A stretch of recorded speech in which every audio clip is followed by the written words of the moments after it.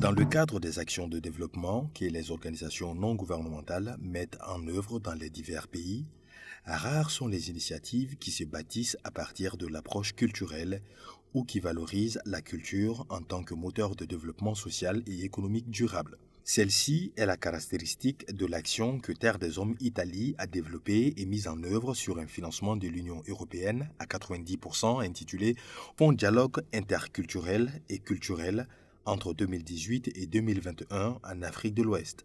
Le projet Expression culturelle transfrontalière entre le Burkina Faso et le Niger pour la paix, l'inclusion sociale et le développement a fait de la culture un instrument d'émancipation individuelle et collective à intégrer au cœur des dispositifs de lutte contre la pauvreté et l'exclusion sociale. Le projet a visé l'échange, la connaissance mutuelle et la co-création entre groupes d'individus, notamment de jeunes capables de surmonter les défis, faire émerger les compétences, nourrir l'estime de soi, construire des repères positifs et valoriser la participation citoyenne par le dialogue et par la créativité artistique. L'action culturelle a été le moyen utilisé pour susciter une prise de conscience du grand public contre les stéréotypes et les perceptions collectives liées à la pauvreté et à l'exclusion, en donnant toute sa portée à la solidarité comme valeur partagée. Parallèlement, l'action a offert des opportunités et développement de compétences ainsi que de création d'emplois dans le secteur culturel aux jeunes défavorisés, garçons comme filles, dans l'espoir de réaliser ce paradigme de la culture comme facteur de développement économique et social. Sa zone d'intervention s'est concentrée sur les plus grands centres urbains des deux pays ciblés, Niamey, Agadez, Tawa et Maradi au Niger, et Ouagadougou, Bobo-Dioulasso, Ouaïgouya et Fadangourman au Burkina Faso. L'analyse de la situation et les données sectorielles existantes au niveau des services sociaux déconcentrés des ministères des tutelles mettaient en évidence les principales vulnérabilités sociales des villes ciblées comme étant la pauvreté et résultant de l'impossibilité de satisfaire les besoins essentiels, le décrochage scolaire en faveur du sous-emploi urbain, la mobilité résultant de l'exclusion économique et sociale, l'exclusion sociale des femmes, par discrimination basée sur le genre, allégation de sorcellerie, filles en difficulté, bannies ou chassées pour avoir pris une grossesse ou pour avoir refusé un mariage forcé. Les diagnostics effectués par les services sociaux de la jeunesse et les associations partenaires dans leur zone d'action montraient que les dimensions communautaires et solidaires de la pauvreté avaient disparu des quartiers urbains. En outre, le constat était pour un manque de dialogue et donc de redevabilité entre les collectivités, services déconcentrés et populations ciblées, en particulier les jeunes.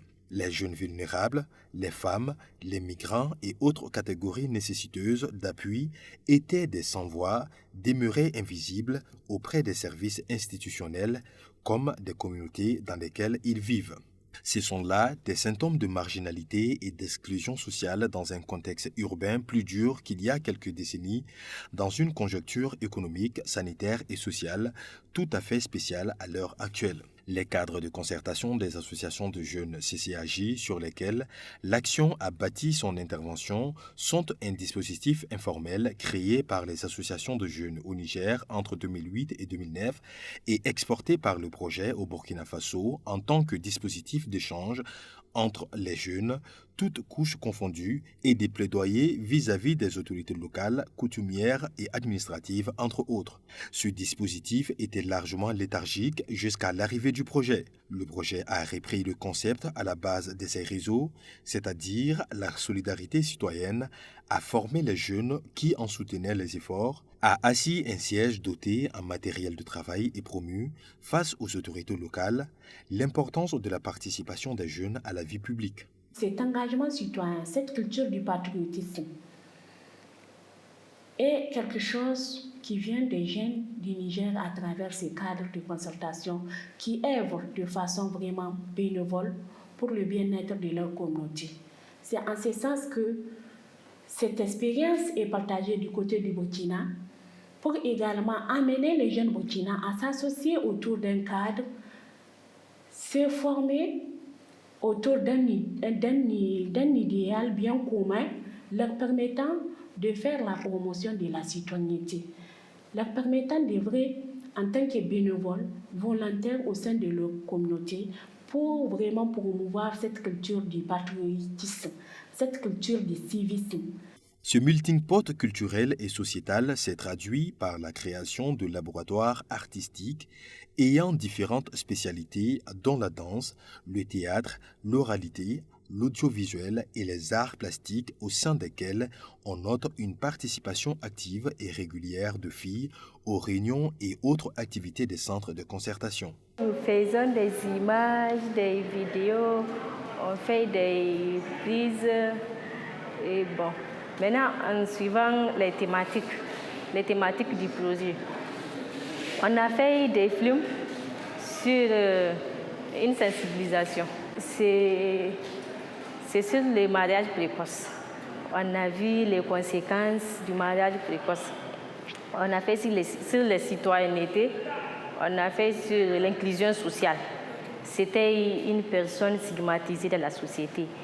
À travers ce dispositif régi par les jeunes pour les jeunes, l'action s'inspire du concept du développement communautaire né de la théorie du développement endogène, une approche volontariste axée sur un territoire restreint qui conçoit le développement comme une démarche partant du bas, privilégiant les ressources endogènes, faisant appel aux traditions et potentialités locales et insistant particulièrement sur la prise en compte des valeurs culturelles et sur les recours à des modalités coopératives par des leaders. Dans ce cas, les jeunes formaient des cadres de concertation dans chacune des villes ciblées. Les activités de sensibilisation, de plaidoyer, de soutien s'étendent à tous les aspects de la vie des jeunes et des groupes cibles du projet, avec un accent particulier sur la prévention et la lutte contre l'exclusion sociale et contre le terrorisme et la radicalisation des jeunes. Elles peuvent également différer selon les priorités locales et naturellement impliquer des partenaires différents d'une ville à l'autre, d'un pays à l'autre.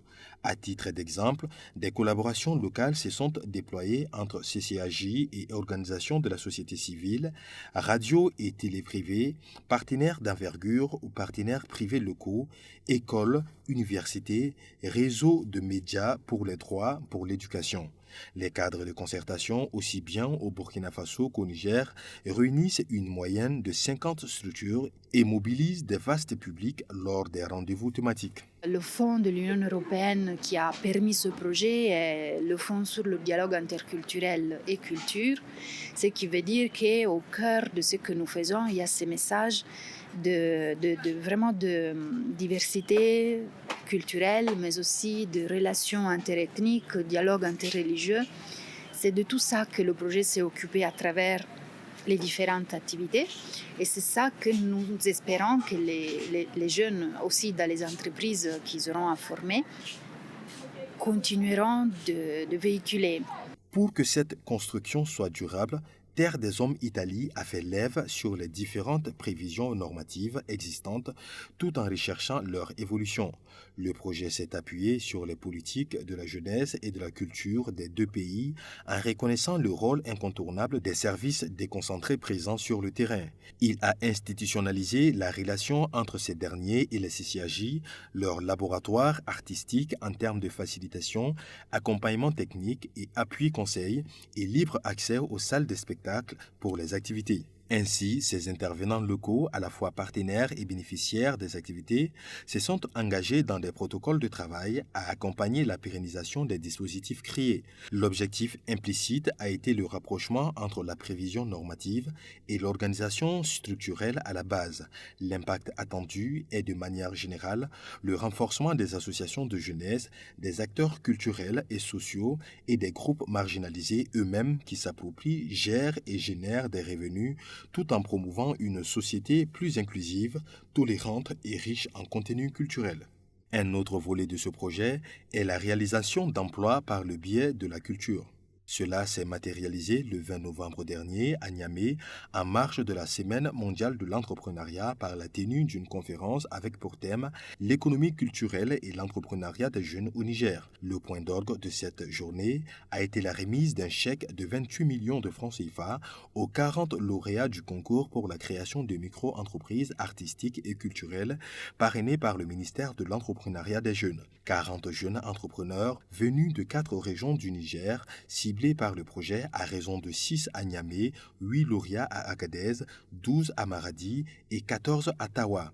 Ils ont ainsi reçu un sacré coup de pouce pour se lancer dans le monde de l'entrepreneuriat, en plus de bénéficier d'un mentorat assuré par le Centre incubateur des petites et moyennes entreprises du Niger, CIPMEN. Il en a été de même au Burkina Faso pour 40 jeunes de 18 à 35 ans dans les 4 villes concernées par le projet, à savoir 8 lauréats à Ouagadougou, 8 à Bobo-Dioulasso, 13 à Waïgouya et 11 à Fadangourma. Ce chèque va me servir à payer les matériels nécessaires pour démarrer l'entreprise et aussi avoir un fonds de roulement. Les jeunes ne sont pas trop dans cette optique d'agence de communication.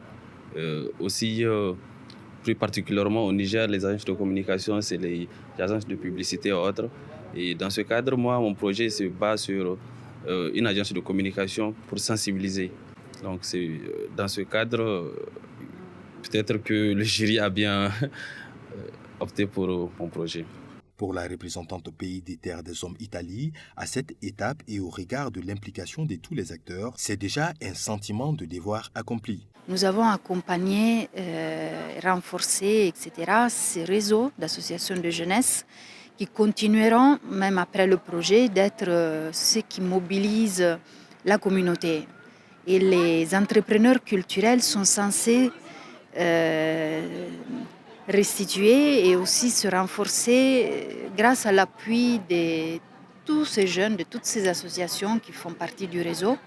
Et ils participent à la vie culturelle, les cadres de concertation, grâce aux appuis que le projet a fait, notamment en dotation. Avant d'en arriver à la mise sur pied de leur entreprise culturelle, ces jeunes ont bénéficié de formations à travers des capsules en entrepreneuriat artistique et culturel diffusées via les réseaux sociaux et sur les chaînes de télévision nationales. Les 5 capsules formatives, validées par les ministères de tutelle, sont de facile compréhension et sont riches en témoignages et recueillis parmi les exemples de réussite. Le conseil que j'ai à donner aux jeunes, c'est d'abord, je veux qu'ils se disent d'abord que, certes, être dans les cinémas, quand je parle du cinéma, je parle de tous les maillons. Oui, les cinémas comme passion, mais avant tout aussi les cinémas comme métier qui permet de nourrir son homme. Faire de l'entrepreneuriat, investir dedans pour pouvoir vivre décemment de son métier d'artiste. Si j'ai un conseil à donner aux jeunes qui veulent entreprendre dans le théâtre, c'est d'être passionné. D'être passionné de ce métier parce que c'est un métier qui ne sourit qu'aux passionnés, qui nécessite beaucoup de savoir, beaucoup de lumière en soi. Donc voilà, moi je dirais aux jeunes de ne pas avoir peur de faire du théâtre, mais de tresser le courage. Dans un pays comme le Niger, où la barrière culturelle à l'exercice d'un métier artistique reste importante, convaincre que l'on puisse vivre de l'art et des métiers artistiques, c'est un objet en soi que le projet a pu atteindre. On a mis en place 5 modules qui permettaient aux jeunes de se dire « Ok, est-ce que j'ai une idée d'entreprise ?» Oui. Qu'est-ce que je fais de l'idée d'entreprise? D'accord. Mais quel est l'environnement dans lequel je vais évoluer? Attention, parce qu'il y a énormément de poids socio-économiques, parfois même religieux, culturels, qui pèsent sur le secteur. Donc, on les a montré, en quelque sorte, entre griffes, le chemin. Quand on a une idée d'entreprise, qu'est-ce qu'on en fait? Tous les paramètres dont il faut tenir compte et surtout aboutir à un business model Caneva. À cette étape, a activement participé le célèbre humoriste nigérien Maman à travers des spots d'encouragement. Je suis artiste à 100%, c'est un métier. Sur mon passeport, c'est écrit profession comédien.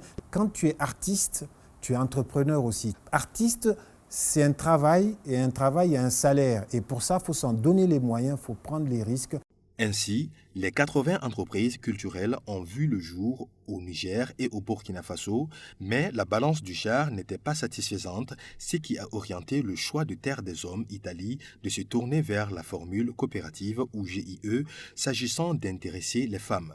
Finalement, 40 filles ont été formées en teinture batik au Niger et 40 filles au tissage du Faso d'Anfani au Burkina Faso et sont accompagnées à la création de groupes d'intérêt économique. Ces groupes et ces entreprises ne feront qu'accroître le nombre des alliés des CCAJ dans les villes ciblées car une règle de conduite inculquée tout au long des activités a été la rédévabilité de ces jeunes et jeunes filles au réseau qui leur a offert une telle opportunité. Le projet qui a mobilisé plus de 38 000 personnes dans les deux pays a aménagé des lieux de culture dans chaque ville construisant des podiums et amphithéâtres à l'utilisation des laboratoires artistiques allant appuyer les écoles de formation artistique et culturelle EFAC au Niger et les centres d'écoute et de dialogue des jeunes CEDJ au Burkina Faso, valorisant ainsi ce que les politiques sectorielles des deux pays avaient déjà prévu et fournissant toutes les dotations et les équipements nécessaires. Ces aménagements et ces dotations professionnelles ont été faits dans le cadre d'accords bien précis de gestion et de suivi. Ils sont pensés pour servir de tremplin aux élèves des laboratoires EFAC, aux jeunes des CEDJ, mais aussi aux entreprises culturelles que le projet a créées.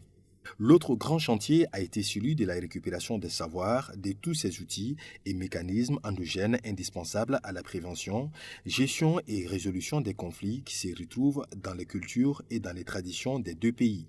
Parenté à plaisanterie, contes, palabres, proverbes, tribunaux traditionnels, médiation. Les jeunes, à travers les laboratoires d'expression, ont travaillé à la reproduction de cela dans les sketchs de théâtre, dans les chorégraphies de danse, etc.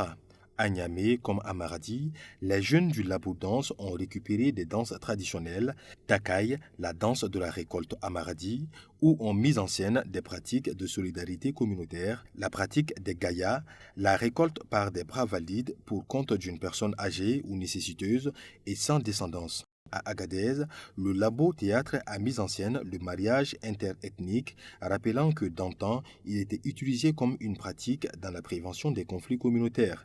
Mais ces jeunes urbains, exposés à la mondialisation, aux technologies de l'information, aux réseaux sociaux, contribuent à l'évolution des mœurs et des pratiques traditionnelles et mettent plutôt en scène une version moderne du orendolé ou mariage forcé, où les deux jeunes se côtoient et s'apprécient avant que les familles se mobilisent pour leur mariage. Répandre la pratique du dialogue, que ce soit à travers les entretiens, les visites, les rencontres et les actions citoyennes, ou par l'élaboration culturelle à travers les disciplines artistiques, a contribué à fonder une vision commune de l'avenir où les jeunes sont pleinement actifs et mettent concrètement en œuvre des actions inclusives qui touchent toutes les sensibilités et promeuvent le dialogue interreligieux. On a vu les leaders religieux, musulmans et chrétiens, nettoyer les places publiques, tout comme on fait aussi des débats radio-télévisés sur des questions sociales telles que, par exemple, la mendicité, l'insalubrité, l'intolérance, etc., la déscolarisation des enfants, etc., etc. Donc vraiment, sur le terrain de l'action, les gens sont de plus en plus habitués à voir musulmans et chrétiens côte à côte en train de parler. Le renforcement des capacités des jeunes et des leaders communautaires ainsi que le renforcement de la compréhension, de la tolérance et du respect de la diversité culturelle et religieuse a eu un impact sur la réduction des conflits et des violations dans le milieu de la vie et d'action des CCAJ et sur le vivre ensemble en harmonie. C'est ce message qu'enfin les artistes des villes ont été appelés à rendre dans une œuvre matérielle immatérielle qui restera comme un héritage de ce projet et de ce mouvement d'ensemble. Pendant que les autres villes ont opté pour des œuvres monumentales accompagnées de textes ou danses chorégraphiques, Niamey a créé une fête culturelle, la fête Sabakasinei Marga, qui se répétera chaque année dans le quartier de Sabongari pour célébrer l'entente, le voisinage entre toutes les ethnies qui ont peuplé le quartier et la ville.